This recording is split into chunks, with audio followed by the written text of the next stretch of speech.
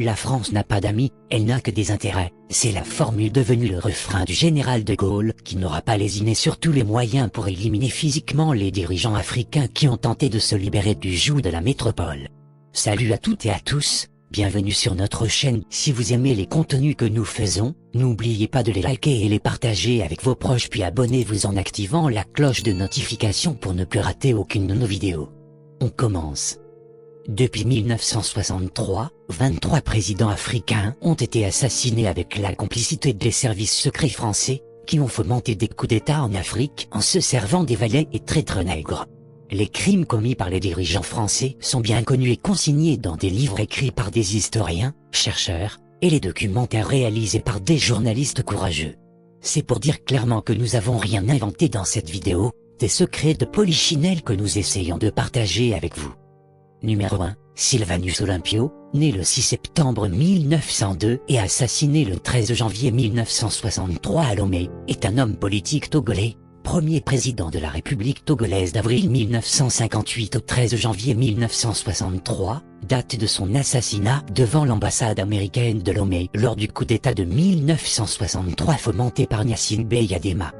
Numéro 2. Major général Johnson Thomas Aguiyi, Ironsi, né le 3 mars 1924, est mort le 29 juillet 1966 à La Lupon, dans l'état d'Oyor, est un homme d'État nigérian.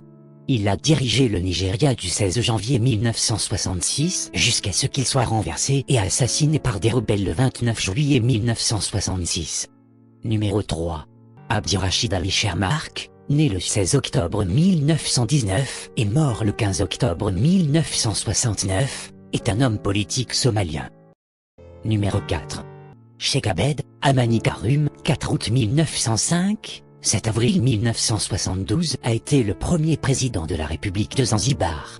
Karum a été assassiné le 7 avril 1972 à Zanzibar. Il a été Premier ministre du 12 juillet 1960 au 14 juin 1964, et préside la République à partir du 10 juin 1967 jusqu'à son assassinat.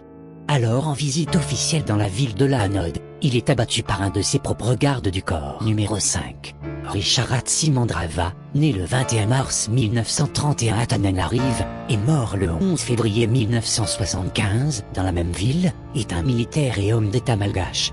Il est chef d'État de la République de Madagascar pendant 6 jours du 5 au 11 février 1975, date de son assassinat. Numéro 6. François Tombalbaye, Dingarta Tombalbaye, né le 15 juin 1918 à Bessada, près de Koumra, et assassiné lors d'un coup d'État le 13 avril 1975 à N'Djamena, est un homme d'État tchadien. En 1972, il rompt avec la France et avec Israël.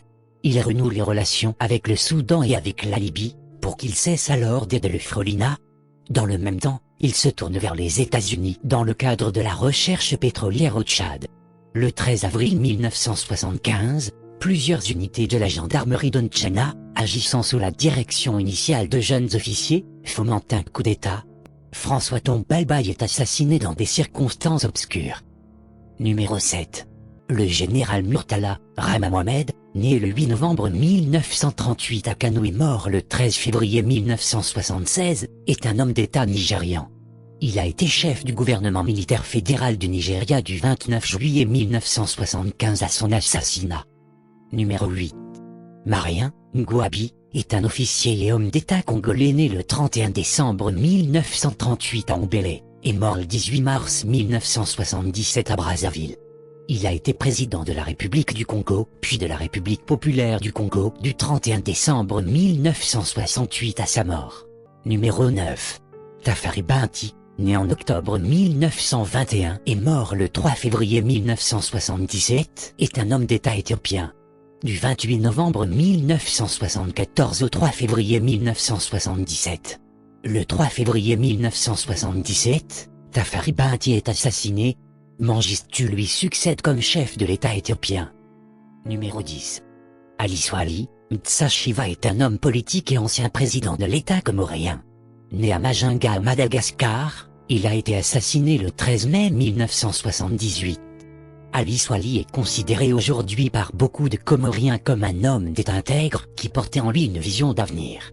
Il reste le seul président comorien qui a voulu un vrai changement malgré l'incompétence des jeunes comités villageois. Numéro 11.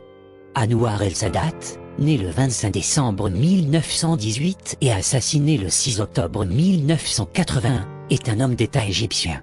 L'assassinat d'Anouar el-Sadat, président de la République arabe d'Égypte, a eu lieu le 6 octobre 1981 au Caire. Anouar el-Sadat a été assassiné lors du défilé annuel de la victoire tenu dans la capitale de l'Égypte. Numéro 12. William Richard Tolbert, 13 mai 1913, 12 avril 1980, était un homme politique libérien, président de la République du Libéria de 1971 à sa mort en 1980. Pasteur baptiste, il a été président de l'Alliance baptiste mondiale de 1965 à 1970. Numéro 13. Thomas Sankara, né le 21 décembre 1949 en Haute-Volta et mort assassiné le 15 octobre 1987 à Ouagadougou au Burkina Faso, est un homme d'État anti-impérialiste, révolutionnaire, socialiste, panafricaniste et tiers-mondiste voltaïque, puis burkinabé, chef de l'État de la République de Haute-Volta baptisé Burkina Faso, de 1983 à 1987. Il est abattu lors d'un coup d'État qui amène au pouvoir Blaise Compaoré, le 15 octobre 1987.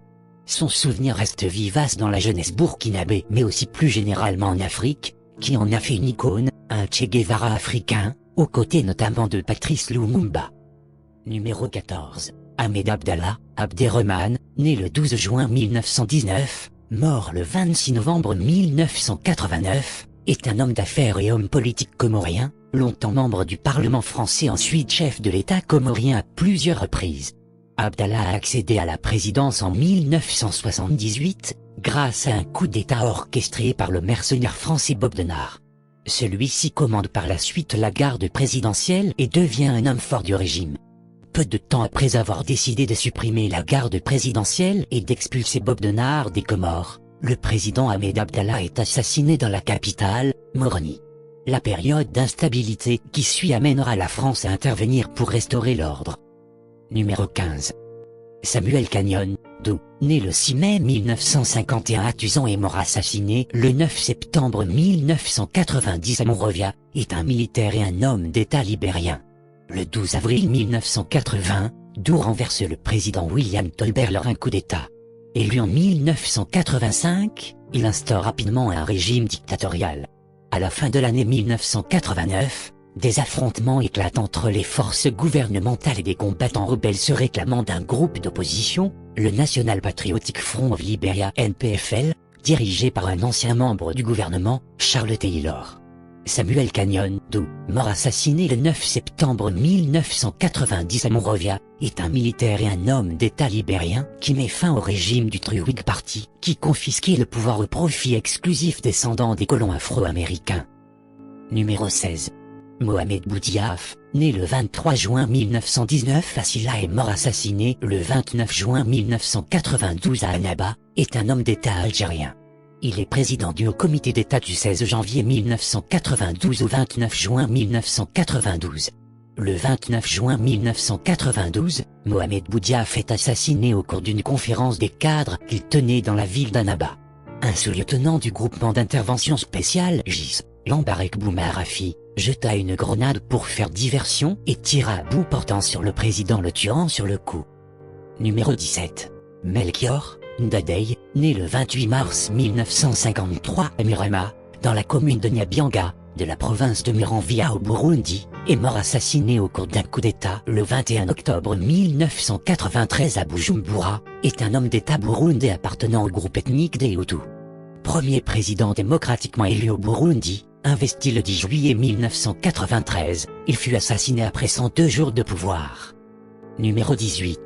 Cyprien Ntaryamira, né le 6 mars 1955, au Burundi, est mort assassiné le 6 avril 1994 à Kigali, au Rwanda,